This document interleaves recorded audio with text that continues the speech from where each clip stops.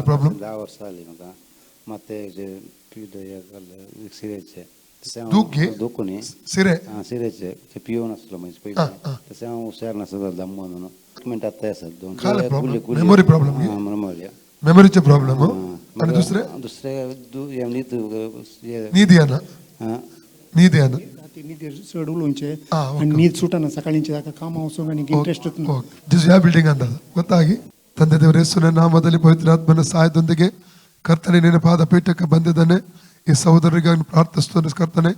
ಮೊಟ್ಟ ಮೊದಲನೇದಾಗಿ 10 ವರ್ಷಗಳಿಂದ ಕುಳಿತಿದ್ರು, ಅದು ಬಿಟ್ಟಿದ್ದಾರೆ. ಅದರ ನಿಮಿತ್ತವಾಗಿ ತಲೆಯಲ್ಲಿ ತೊಂದರೆ ಅನುಭವಿಸ್ತಾ ಇದ್ದಾರೆ ಕರ್ತನೆ.